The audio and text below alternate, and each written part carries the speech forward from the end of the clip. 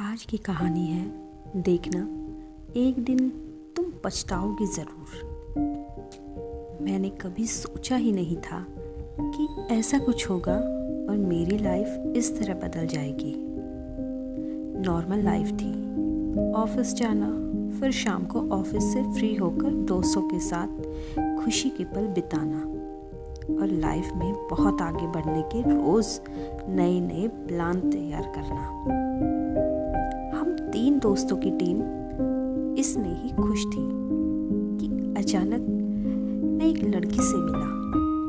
वो अनजानी थी, पर उसे पहली बार देखकर मुझे ज़रा भी फील नहीं हुआ कि वो मेरे लिए अनजानी है। ऐसा नहीं है कि उसने कुछ किया हो। वो कहते हैं ना कि कुछ लोगों की प्रेजेंस ही ऐसी होती है कि उन्हें देखकर हम अपने आप ही उसकी ओर खींचे चले जाते हैं। वो मेरे टाउन में अपने किसी रिलेटिव के यहाँ आई थी। पता नहीं उसकी पहली झलक ने मुझे क्या एहसास दिलाया था कि उसका चेहरा मेरी आंखों में बस गया था। मेरे अंदर से एक आवाज़ आने लगी कि ये तो सिर्फ तेरे लिए आई है इस दुनिया में, या यूं कहे शायद मुझे वन साइडेड लव हो गया था।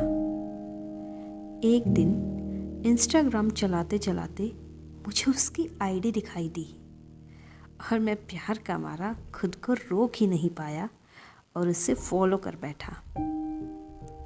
कमाल की बात तो तब हुई जब उसने मुझे फॉलो बैक कर दिया। मैं बस सोच ही रहा था कि कैसे बात करूं कि तभी उसका मैसेज आ गया, मैंने तुम्हें कहीं देखा है। और मैंने जैसे ही उसे बताया, उसे भी याद आ गया कि हम कहाँ मिले थे। फिर क्या था, हमारी दोस्ती हो गई और धीरे धीरे नंबर एक्सचेंज हुए और दोस्ती बढ़ती ही चली गई। हम दोनों का रिश्ता अब दोस्ती से ज़्यादा बढ़ चुका था। उसके साथ जो कुछ भी होता था वह हर एक बात मुझे बताया करती थी। धीरे धीरे मेरा दोस्तों के साथ शाम को वक्त बिताना बंद होता गया। उसकी वो हरकतें कि अगर वो दुखी है तो मेरे पास ही रोना, खुश है तो खुशी मेरे साथ ही बांटना, यह इशारा था कि शायद उसे भी मुझसे प्यार हो गया है। मेरे अंदर उसके लिए प्यार कहीं ज़्यादा था और एक दिन मैं खुद को नहीं रोक पाया। फिर मैंने उसे अपने दिल का हाल सुना दिया। पता है उसका जवाब क्या आया? वो बोली, यार मैं श्योर नहीं हूँ कि मुझे भी तुमसे प्यार है। मैंने कहा थोड़ा टाइम ले लो, शायद तुम्हें भी फील हो जाए। उसने टाइम लिया और कुछ दिन के बाद उसका जवाब हाँ में ही आया। मेरी तो खुशी का ठिकाना ही नहीं था। मैंने अपना प्यार पा लिया था, वो प्यार जिसको मैंने एक झलक में ही अपनी दुनिया मान लिया था। अब हम दोनों एक दूसरे के साथ ज़्यादा वक्त बिताने लगे थे, पर मुझे कभी कभी लगता था कि वो मुझसे कुछ छिपाती है। मैं जानने की कोशिश करता था, फिर रुक जाता था कि खुद ही बता देगी कि आखिर बात क्या है।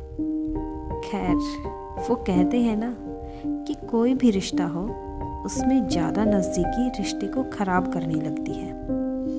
अब मुझे उसकी आदत लग चुकी थी। मुझे हमेशा यही लगता रहता था कि मैं उससे अलग ना हो जाऊं, और इसी वजह से मैं उसे हर एक खुशी देने की कोशिश करता था। मैं उसके कहने के हिसाब से जीने लगा था। उसके प्यार में मैं इतना खो गया था कि एक दिन मैंने उसको 2 प्रॉमिस दे दिए कि जब कभी भी लाइफ में तुम्हें फील हो तो इन प्रॉमिस का इस्तेमाल करना। तुम जो भी मांगोगी मैं दूंगा। अब मैंने ये प्रॉमिस एक यकीन के साथ उसे दिए थे। यह यूं कहे कि उसे 2 वरदान दे दिए थे कि जो भी बोलेगी वो मैं करूँगा। और उसने पहला प्रॉमिस मुझसे तभी ले लिया कि कि तुम सिर्फ मेरे होकर रहना। और यह सुनकर मुझे अपने आप पर प्राउड फील हुआ कि मैंने एक अच्छी इंसान को चुना है। वह चाहती तो मुझसे और भी कुछ मांग सकती थी, लेकिन उसने सिर्फ मेरा साथ मांगा। हम दोनों का रिश्ता 3 साल पुराना हो चुका था।